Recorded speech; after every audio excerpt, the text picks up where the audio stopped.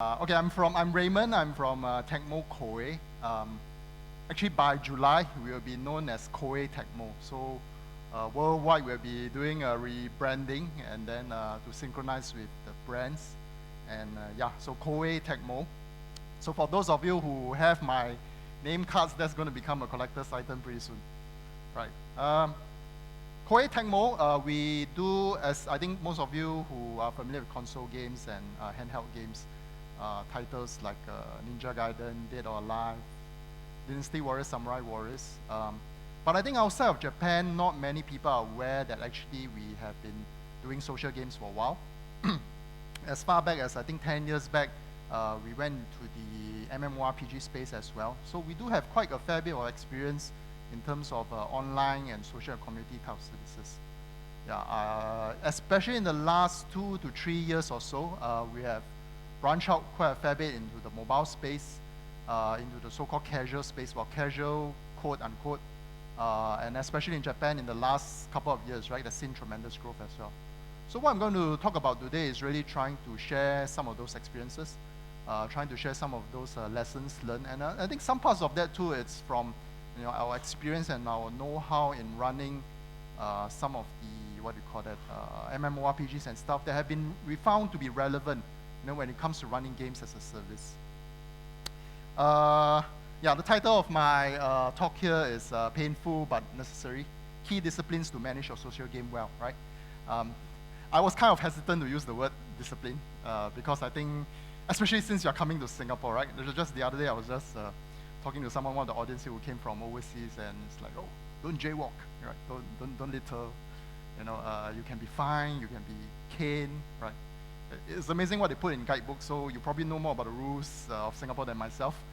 But really here today, what I really want to bring across is, we are involved in putting out games, right? When we put out games, we get very excited, we see the user response. There are tons of things to do, right? Tons of ideas and features when you push out the games, but at the same time too, you have to listen to your users, you have to listen to the response, and to react accordingly. And there are tons of things to do, right? So, there are a lot of times when you get so immersed into that operational level that you really need to take a step back. You need to take a step back and look at what you're doing. So what I'm going to talk about today is really, hopefully after this, you can take a look back, take a step back, look at your business, and really get to see what you've been doing and how well that's been performing. So let me try to share with you some of those things then. So in essence, I will talk about these 4 things here, right? Content discipline, operational discipline, data discipline, and physical discipline. Right? I don't have much time, so I will just, on each of these, maybe spend about 3 to 5 minutes or so. Okay, first thing, content discipline. Right, when I look at games, I find that you can probably group them into a few particular kinds, right? There are those whereby when I've talked to developers and say, we are throwing out a game soon. Oh, great. And then we are throwing out another game in like 2 to 3 weeks' time, and another one in another 2 to 3 weeks' time.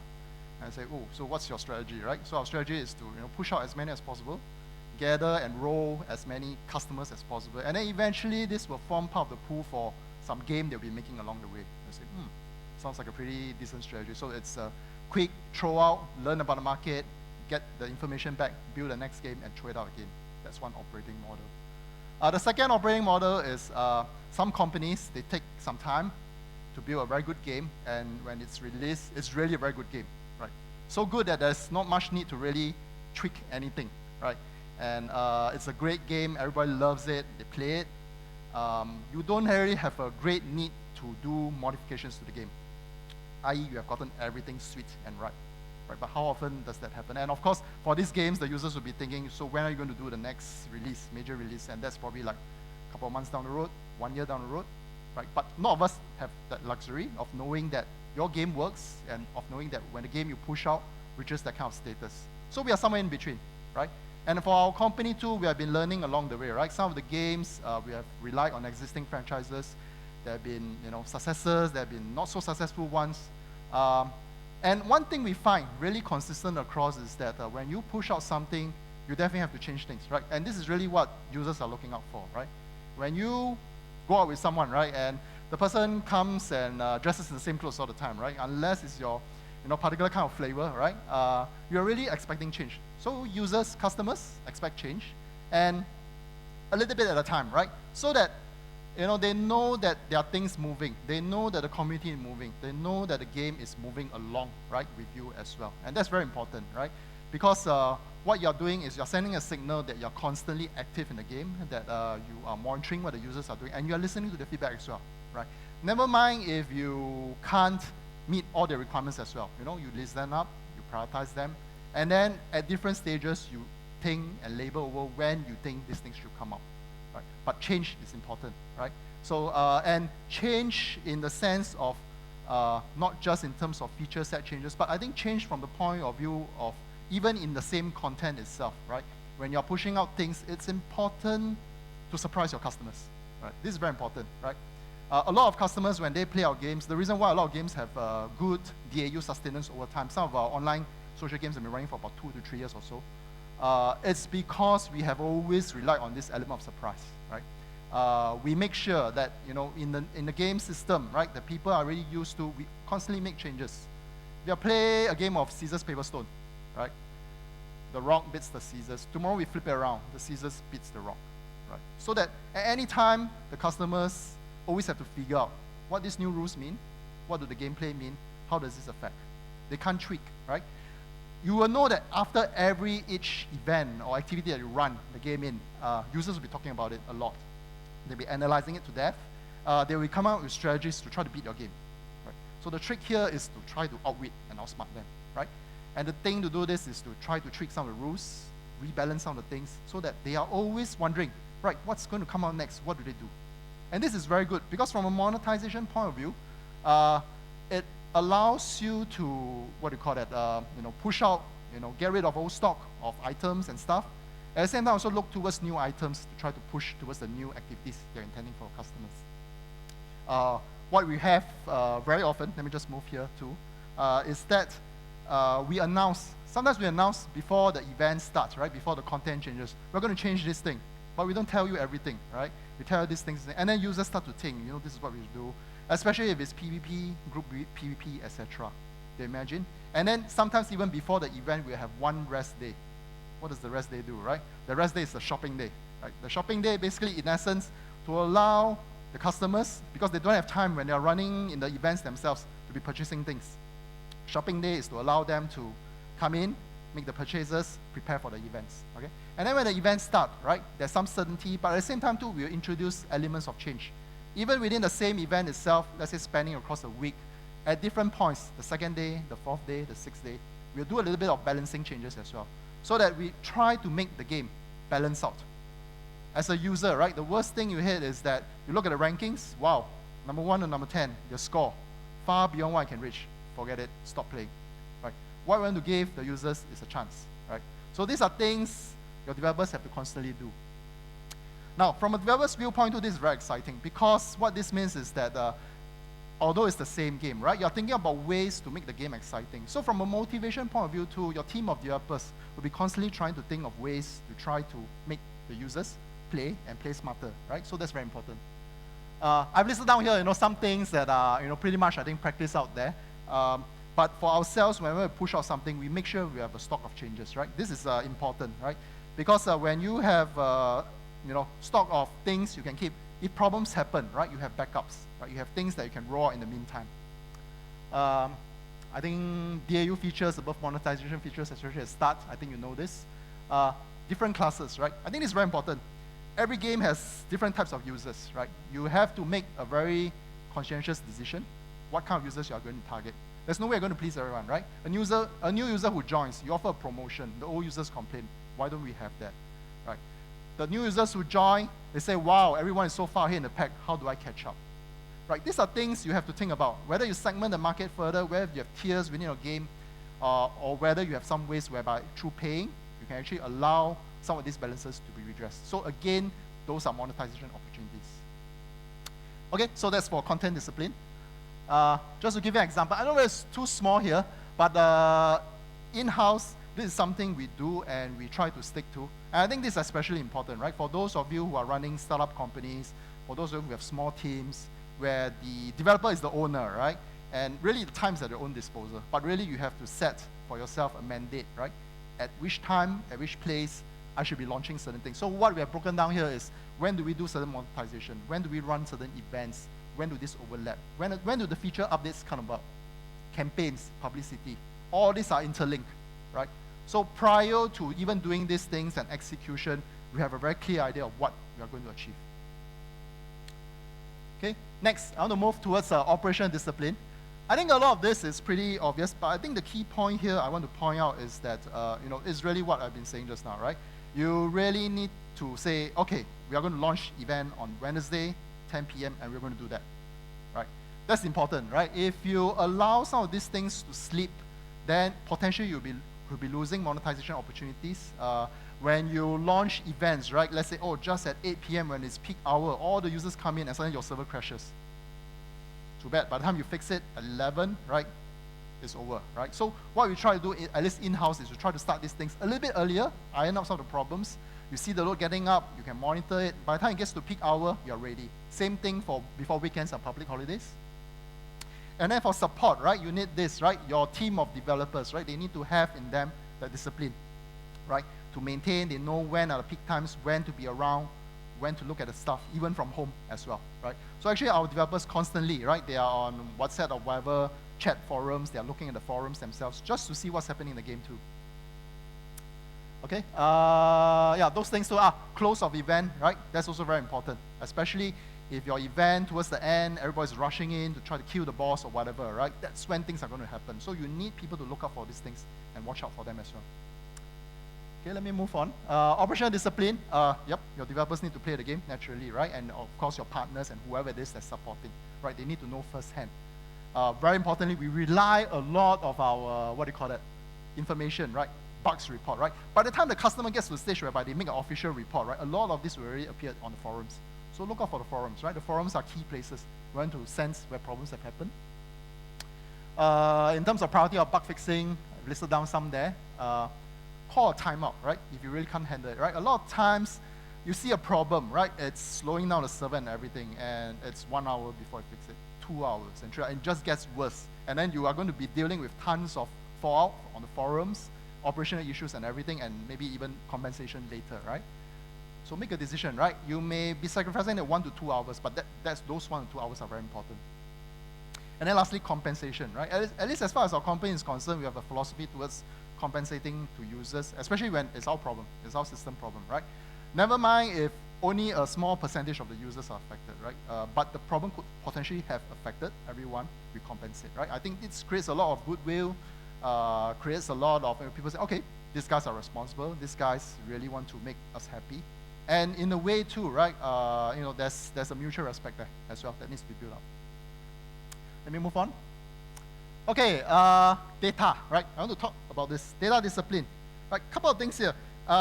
You don't need to collect everything, right? We have had, Heisenberg's uncertainty principle, right? For those of you who have done physics, right? The law behind this is that the more you try to measure something, the more actually you influence what you're measuring, right?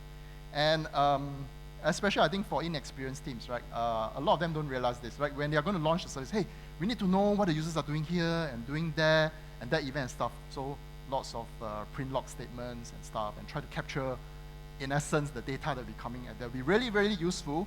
But what's being forgotten is that, at the very start too, right? A lot of users are coming in, this is going to jam our server. All these activities are going to be taking up valuable server time, right? I think the last thing you really want to do is, open the floodgates and open up more servers, because that's only a temporary solution. So you need to be very selective. You need to be choosy, right? You need to nail down to what you need. And at certain points of the service, at certain points when your content becomes more mature, right? You would ditch tools, right? You would ditch some of these logs because you don't need them anymore. You already have the information, you know the patterns. You can move on. Right? Second thing is you don't need to analyze everything, right? Really zoom into what you need, right? Start of service, middle of service, end of service. Have goals for what you're looking out for, right? And then you can zoom in very quickly to what you're looking out in those areas. Especially I think when you're in a stable cycle and you roughly know what the users are looking out for, as you change certain things, right? Those particular segments, right? You have to zoom in and understand what they are looking out. Okay, data, right?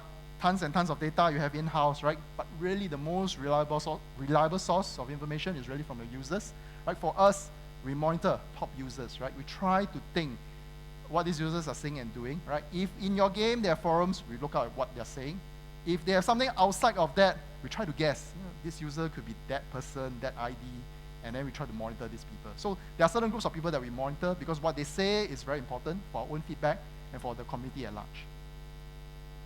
Okay, data analytics. This is also something very interesting. We tried this in-house. We tried to put dedicated teams in place to try to look at data, try to harmonize some of these things in terms of expertise. The reality is that if you're not on the ground and you're not the ones dealing with the customers, you're not the ones looking at data, understanding what the data means, some of this is just not going to work out as smoothly, right?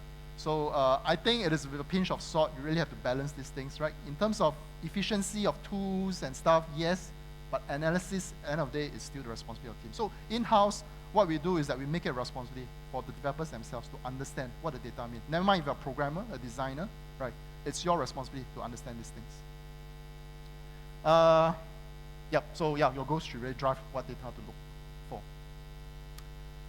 Okay, almost there, right? So 3 things I've talked about: content discipline, operational discipline, and data discipline. But I think really what's key to all this is fiscal discipline, right? All of us here, right? You may be a business owner, you're running a business, you could be working for a company, right? But the fundamental objective is really for your game to make money. Right, so let me just show you some examples here, right? Whenever we launch a new game and we actually set goals and targets, right? For the year, for the month, daily, right?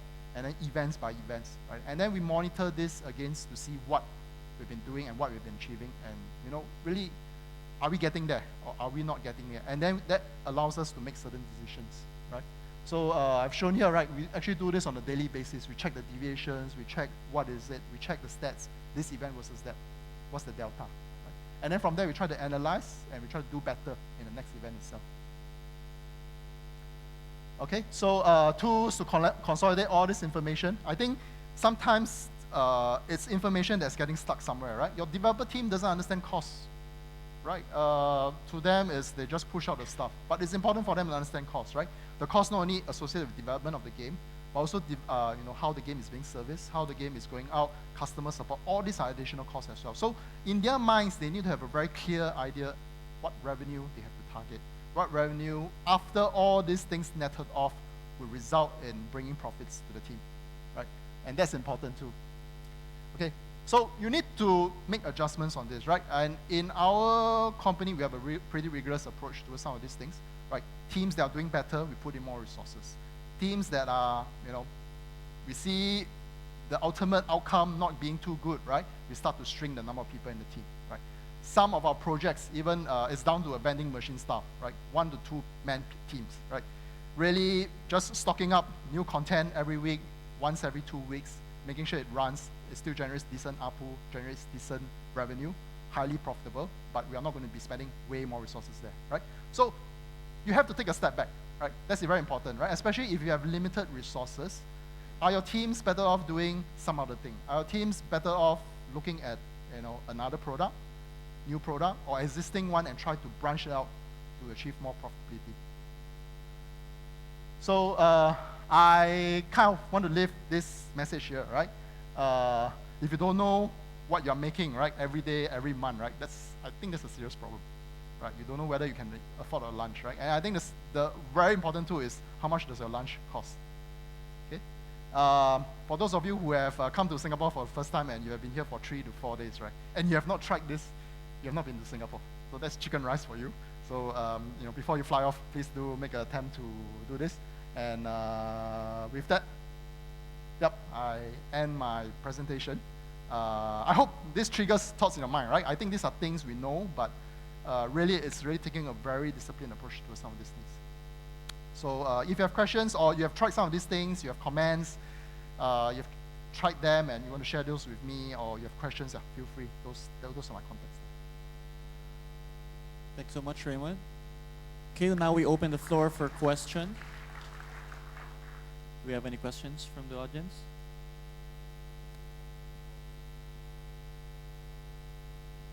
Raymond, so just one question from me. For very small teams that don't have a lot of established practices, how would you suggest just getting into the practice of operational discipline? I think it's important that you do need to sit down and really set aside time, on those 4 areas. If you don't park aside the time, you'll never get to doing it. Do you think like a small project team needs a dedicated producer looking over this, or sometimes is it just the owner who's sometimes also the game designer or the programmer? Yeah. I think it's tough, especially if the owner is part developer too, and there's a little bit of an emotional attachment to that too. So the owner or the producer have to kind of put on this hat and say, look, I'm going to be looking at this from this perspective, and then from there act accordingly. What's logical there? All right. Any more questions for Raymond? All right, I guess there's done. So thank you so much. Thank you you can very much. approach Raymond here. Okay, for our next